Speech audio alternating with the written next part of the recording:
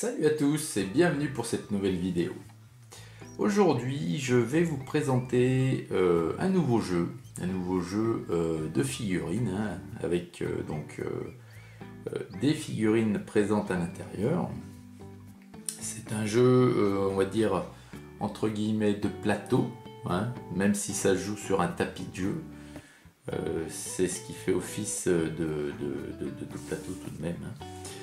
Et ce jeu, il a la particularité de dater, puisqu'il est de 1992. Donc il s'appelle Seigneur de guerre. Donc la boîte est énorme. Vous voyez, j'arrive même pas à toute la faire tenir dans le cadre. Donc c'est édité par MB. Vous pouvez jouer à partir de 2 joueurs ou plus. Et à l'époque, c'était 9 ans et plus. Alors, la particularité également, encore une, de ce jeu, c'est qu'à l'intérieur, vous aviez à l'achat, ce qu'il y a marqué d'ici, contient plus de 100 figurines citadelles, et donc le tapis géant, le tapis qui fait de mémoire, il est énorme, il fait 1m40 sur 1m50 je crois, à quelque chose près, donc ça fait une surface de jeu énorme. D'ailleurs, à l'époque, il fallait une chambre assez importante pour les enfants qui jouaient avec ce jeu. Alors, je reviens sur les figurines. Ce sont des figurines citadelles, donc ce sont les toutes premières qu'on avait en France à cette époque-là, en 92. Pardon. Et aujourd'hui, pour retrouver une boîte même édité par Game Workshop avec plus de 100 figurines citadelles, il faut se lever de bonne heure et il faut surtout la payer une blinde. Donc je me souviens plus à l'époque à combien était commercialisé ce jeu. Moi étant adolescent, je me souviens très bien de cette boîte dans les rayons des magasins. Je l'avais pas acheté à l'époque parce que j'avais pas les moyens. Et donc celle-ci c'est une boîte d'occasion que j'ai acheté, que j'ai pu acheter, que j'ai trouvé. Elle est complète. Donc la boîte est dans un état d'usure avancé, on va dire. Vous voyez, un petit peu de scotch, un petit peu de voilà. Donc vous voyez le contour de la boîte. Ici on a un aperçu de la mise en place. Voilà. Et donc nous allons ouvrir. Hop, voilà. Alors, donc déjà à l'intérieur du couvercle, vous avez, comme vous pouvez le voir ici, la façon de monter. Enfin, il y avait très peu de montage. C'était des figurines à l'époque quasiment en monobloc. Vous aviez uniquement les figurines spéciales qui sont ici, donc le canon de l'Empire. Et ici un ogre côté chaos. Et puis vous aviez également les chevaux en 2 parties à assembler. Et puis ici ce sont les socles, puisque ces figurines n'avaient pas de socle unitaire, un socle commun, un socle pour une figurine. Vous les fixiez en fait sur un socle régimentaire, tout simplement un socle de mouvement. Voilà. Et puis donc à l'intérieur, alors bon, c'était pour présenter vraiment comme ça, parce que là c'est de l'occasion, j'ai déjà trié les figurines. Donc ici sur la tranche, vous voyez, vous aviez donc les figurines avec l'or héraldique, et puis donc les bannières, les autocollants à coller sur les bons chevaliers. Donc vous aviez les chevaliers lords de l'Empire, avec ces bannières là, et puis tout le tour de la boîte vous avez en fait la description des figurines avec les armoiries alors collées. Donc c'est très bien expliqué. Je vous l'ai pas dit, mais donc dans cette boîte il y a d'un côté les soldats, enfin les forces de l'Empire. Forces de l'Empire sous Warhammer, c'était les humains, bien entendu. Et de l'autre, vous avez une force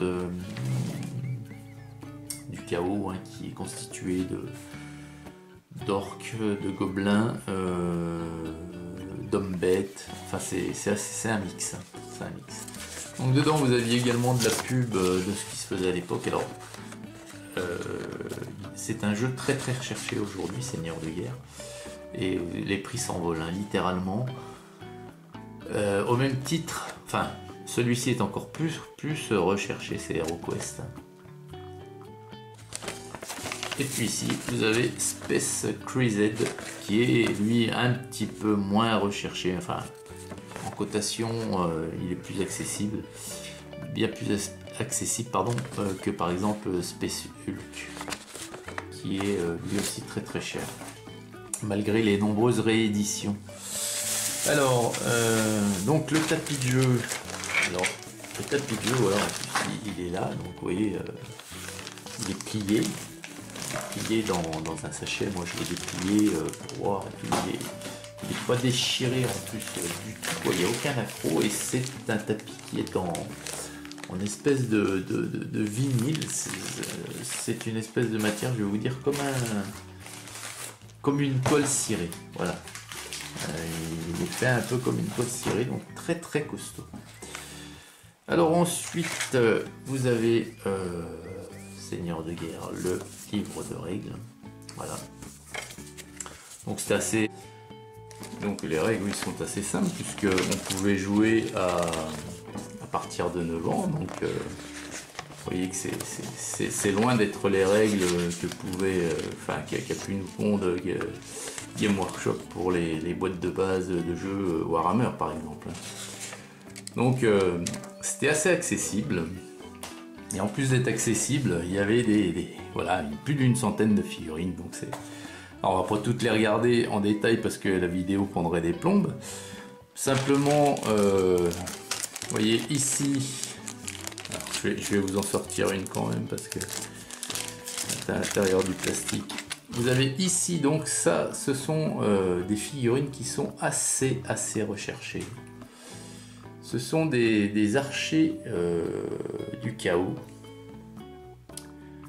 Alors ça, ensuite, Citadel, alors je ne veux pas l'affirmer, mais il me semble bien que Citadel n'a jamais édité, en dehors de ce jeu, des archers en boîte, des archers du chaos en boîte. Donc il n'y a que dans cette boîte que vous pouviez trouver, il me semble, hein, je vais dire à 95%, ces figurines.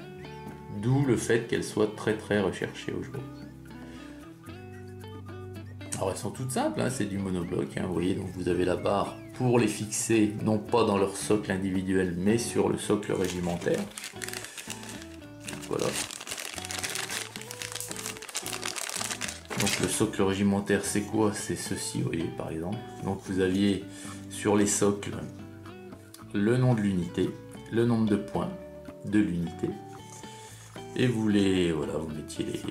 C'était présenté comme ça, vous aviez l'appellation à l'arrière et les figurines qui faisaient face ici, comme ça. Voilà.